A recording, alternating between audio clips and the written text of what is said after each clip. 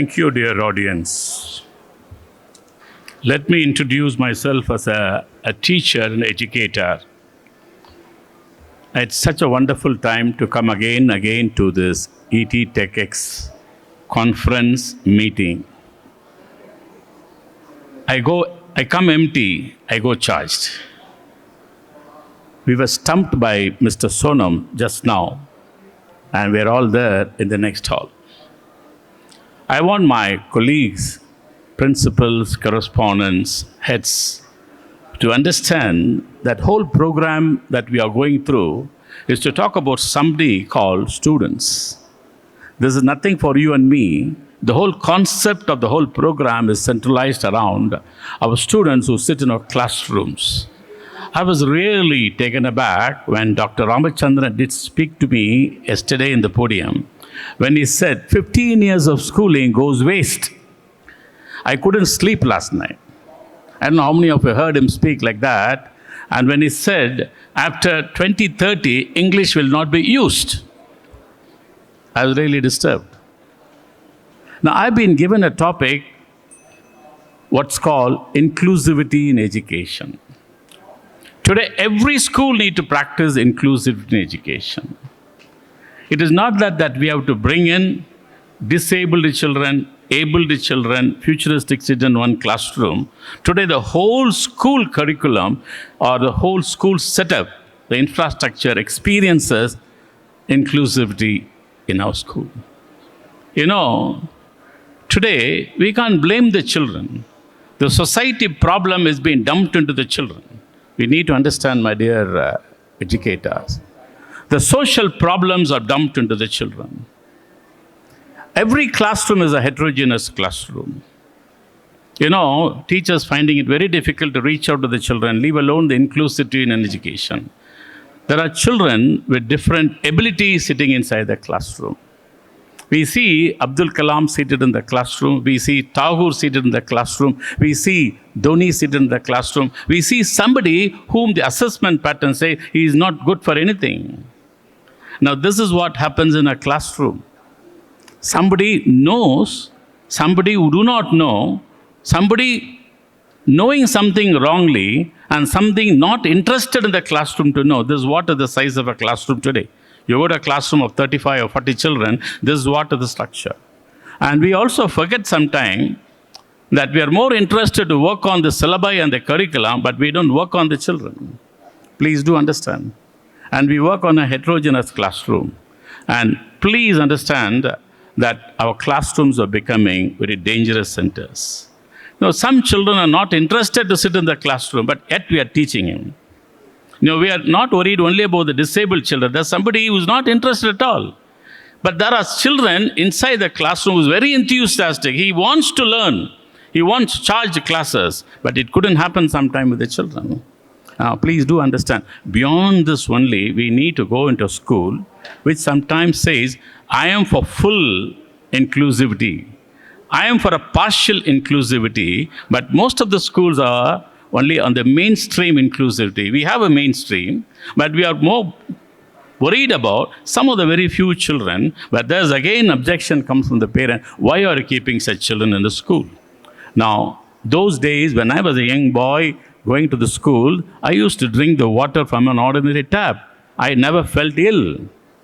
Today, everybody carries 2 or 3 bottles of mineral water, and every day he falls ill. What is this? Please understand, we are polluted. We are polluted. This is what is the problem. Now, I never seen a student counselor in schools. When we studied, because we worked in a family where my grandfather was my counselor, my parent was my counselor, my kith and kin were counselor. Today, I work with 5 counselors in my school. I work with 3 special educators in my school. Why do we need it? Because it is our educational system which is spoiling the children. It is our educational system that is spoiling the children. Please do understand, we have to stop a while. Why did India in the final match of the World Cricket failed? You have to understand, we didn't pass for a while. We didn't stop for a while. We went on playing, we lost the game. We never stopped and said, why are we losing? We should stop a while and think around. The captain should call all the people and say, wait, Let us decide why are we losing. Now we should stop for a while to understand where were we.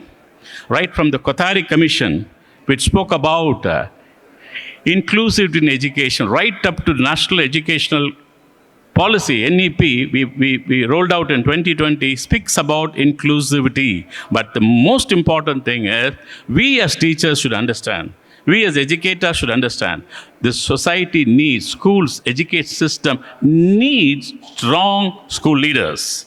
Only that conviction of a good school leader, it's not just simple attending a conference like this. It is the leadership conviction in each one of us should go. Where will I go tomorrow? How will I look into the curriculum? How will I be able to include in my institution child who suffers? Please understand, you and I are not the reason for them suffering.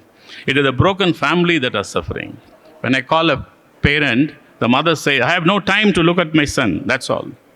Please understand, there are broken families. There's no family now today which is on crack.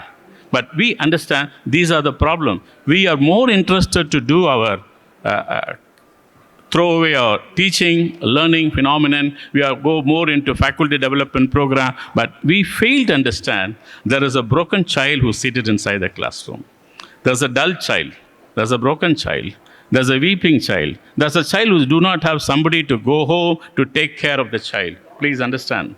And we live in jungles. We don't know how to take care about it. Please do understand. So, inclusivity is not a problem. It is a phenomenon that needs to be tackled by every one of us, by a teacher. So I was really so happy. Somebody said yesterday in the main speech, a teacher long back when he was a small student did say, you are a good boy. And the word good boy still remains with a man who is 65 years old, and he still remembers a soft word of a good teacher can remove all the dirtiness of a child. You keep on telling the child he is a good child. We can work on any children. And do understand, today the problem that reaches the child are the one which the society is trying to give it to him. There are books which cannot be accepted by the children. There are content which cannot be diluted by the child. Are we trying to work on all these thought, and are we able to see today children are not interested to sit in the class because the powerful, resourceful teachers are not able to come to the children. So there are a lot of issues that we are trying to go because we go with the mainstream of the flow. See, do understand, recently I had a very good competition on robotics in my school. The children who are getting the top positions were not able to crack the robotics, the challenges. But the child who never used to get a rank was the one who was able to crack the challenges and going to the Delhi IIT to participate in the final competition. Please do understand. We may have all resources, but the only thing is, how do we connect the resources of the institution in the well-being of the child?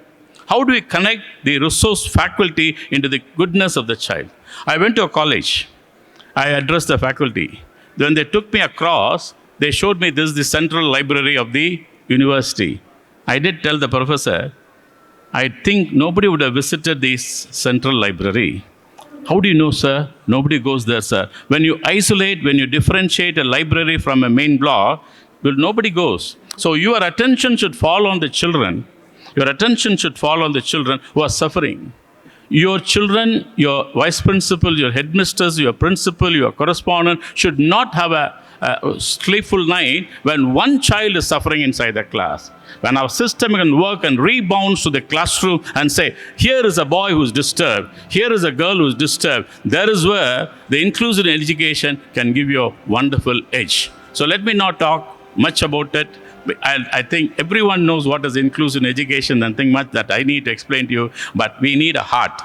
We need a very good planning. We need an exclusive curriculum. We need resourceful teacher. The barriers are, the barrier, we don't have accessibility. We don't find good teachers. We don't find a professional counselor who could work. It's a research work.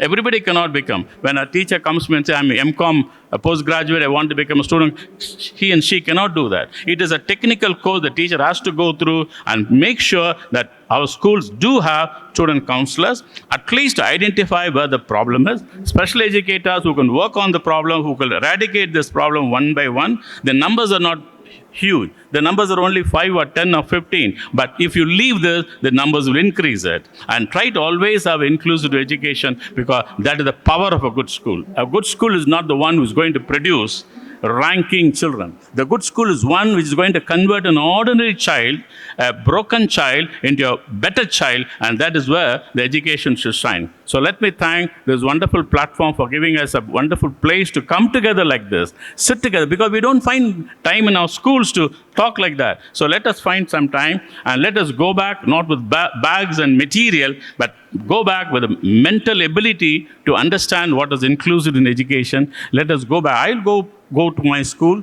and work on with my principal to say, where are we? Are we falling short of inclusive education, or can we do better? How we could work in better? Because I believe a good leader in a school alone can change the platform of school into a very powerful, inclusive school. Thank you very much for being patient to listen to me. Thank you so much.